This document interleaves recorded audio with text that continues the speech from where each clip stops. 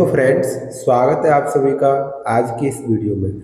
आज हम लेके आए हैं आपके लिए साइंस के बड़े ही महत्वपूर्ण प्रश्न जो सभी प्रतियोगी परीक्षाओं में बार बार पूछे जाते हैं। ठीक है, वीडियो बहुत महत्वपूर्ण रहने वाली है, तो वीडियो आप पसंद करते हैं तो उसे लाइक कीजिए और चैनल पर नए हैं तो उसे सब्सक्राइब कीजिए। बेल आइकन को प्रेस कर लीजिए जिससे सभी वीडियो की नोटिफिकेशन आप तक समय से पहुंच सके। चलिए देखते हैं पहला क्वेश्चन। पहला क्वेश्चन मैं प्रत्येक वीडियो में आपको घर के लिए देता हूं होमवर्क, जिसका आंसर आपको कमेंट बॉक्स में देना है।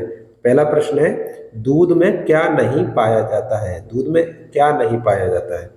ऑप्शन है कार्बोहाइड्रेट, विटामिन, वसा, विटामिन सी। तो इसका आंसर आपको कमेंट बॉक्स में बताना है। फिर भी मैं वीडियो के लास्ट में इसके आंसर को कवर करूंगा, यानी आपको बताऊंगा, तो आपको अंत तक वीडियो को देखना है। अब वीडियो का पहला क्वेश्चन कह रहा है, मलेरिया परजीवी को नष्ट करने में प्रयुक्त औषधि है। औषधि का नाम है क्लोरोक्विन।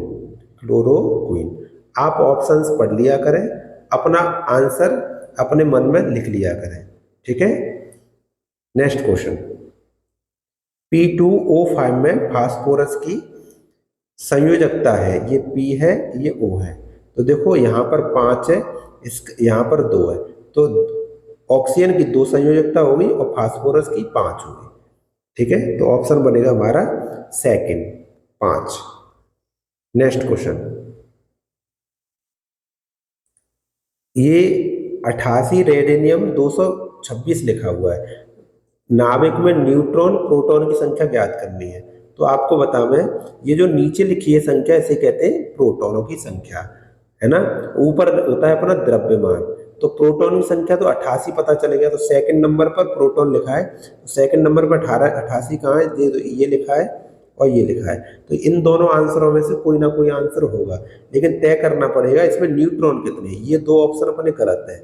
न्यूट्रॉन की संख्या कैसे आती है? हमारा द्रव्यमान संख्या में से 226 है द्रव्यमान संख्या, उसमें से प्रोटॉनों की संख्या माइनस कर दें तो हमारा जो बचता है वो न्यूट्रॉनों की संख्या बचती है। 16 में 60 के 8 बचा और 11 में 60 के 3 बचा या 1 बचे, 136। सॉरी 100, ये बचेगा, यहाँ पे 8 बचेगा, 138। 138। तो देखो 138 कहाँ है? ये है। तो ऑप्शन नंबर हमारा कौन सा रहेगा? फर्स्ट। समझ में आ गया कैसे ज्ञात किया? प्रोटॉनों की संख्या तो डायरेक्ट ज्ञात कर लेते हैं, न्यूट्रॉनों की संख्या द्रव्यमान की संख्या में से प्रोटॉनों की संख्या घटाना होता है। ठीक है, नेक्स्ट क्वेश्चन। कीट बच्चे पौधे उन स्थानों पर पाए जाते हैं जहां भूमि में किसकी कमी होती है? तो ऑप्शन है नाइट्रोजन की कमी होती है, ऑक्सीजन, कैल्शियम, फास्फोरस। तो कीट बच्चे पौधे कीटों को इसीलिए खाते हैं क्योंकि वहां पर नाइट्रोजन की कमी होती है, उस जमीन में नाइट्रोजन की कमी होती है। तो नाइट्रोजन की पूर्ति करने के लिए वो कीटों को खाते हैं। Next question. पौधे हमें किस क्रिया द्वारा ऑक्सीजन प्रदान करते हैं? तो पौधे की जो क्रिया है वो है प्रकाश संश्लेषण क्रिया। इसके द्वारा पौधे सूर्य के प्रकाश में भोजन बनाते हैं और कार्बन डाइऑक्साइड गैस लेते हैं और जल के साथ भोजन बनाते हैं। उसके उपरांत हमें ऑक्सीजन प्रदान करते हैं, ऑक्सीजन प्रदान करते हैं। ठीक है, नेक्स्ट क्वेश्चन। प्रेशर कुकर में खाना जल्दी पकता है, क्यों? प्रेशर कुकर के अंदर दाब बढ़ जाता है, सही है। दाब बढ़ने से उसका क्वथनांक बढ़ जाएगा, सही है। टेम्परेचर, प्रेशर बढ़ेगा तो उसका टेम्परेचर बढ़ जाएगा। तो ऑप्शन हमारा फर्स्ट ही सही है। ठीक है ना, फर्स्ट ऑप्शन सही है। Next question. कपूर को निम्न विधि से शुद्ध किया जाता है, कौन सी विधि है? तो कपूर को शुद्ध करने की विधि है, उसे कहते हैं ऊर्ध्वपातन। क्यों? ये पदार्थ ऊर्ध्वपातज है। कपूर, आयोडीन, ये सभी ऊर्ध्वपातज पदार्थ हैं। ये बिना द्रव में बदले वाष्प में बदल जाते हैं, ये उस ऊर्ध्वपातज पदार्थ कहलाते हैं। ठीक है, नेक्स्ट क्वेश्चन। क्लोरोफ्लोरोकार्बन वायुमंडल से किसको कम कर देते हैं? तो क्लोरोफ्लोरोकार्बन है CFC, CFC है, वो वायुमंडल से ओजोन परत का क्षरण करते हैं, ओजोन परत का क्षरण करते हैं। ये प्रश्न कई बार एग्जाम में आया है, घुमा फिरा के इसको देता है, आपको इसे अच्छे से याद कर लेना है। नेक्स्ट क्वेश्चन, एक वस्तु 10 सेकंड में 500 बार दोलन करती है, तो वस्तु की आवृत्ति ज्ञात करो। आवृत्ति का मतलब है प्रति सेकंड उसने कितने दोलन किए। लगाओ साहब, 10 सेकंड में 500 दोलन, तो एक सेकंड में कितने दोलन? 50 दोलन, 50 दोलन, तो 50 दोलन प्रति सेकंड आवृत्ति होगी, यानी ऑप्शन नंबर थर्ड, 50 दोलन प्रति सेकंड।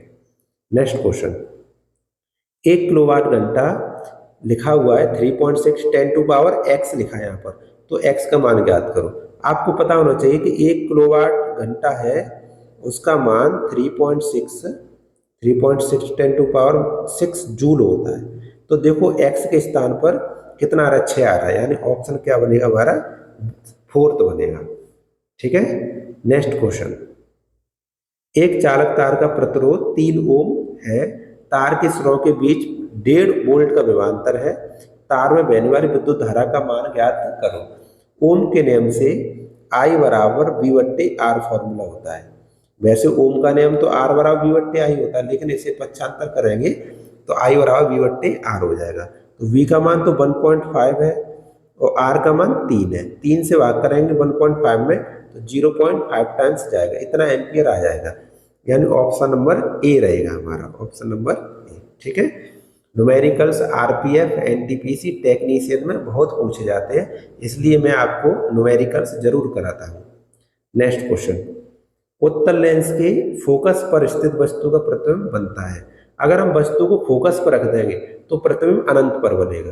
कहाँ बनेगा? अनंत पर। और वस्तु को अनंत पर रख देंगे तो प्रतिबिंब फोकस पर बनेगा। तो आपको याद करना है कि उत्तल लेंस पे अनंत पर रखी वस्तु का प्रतिबिंब, फोकस पर रखी वस्तु का प्रतिबिंब अनंत पर बनता है। ठीक है। Next question,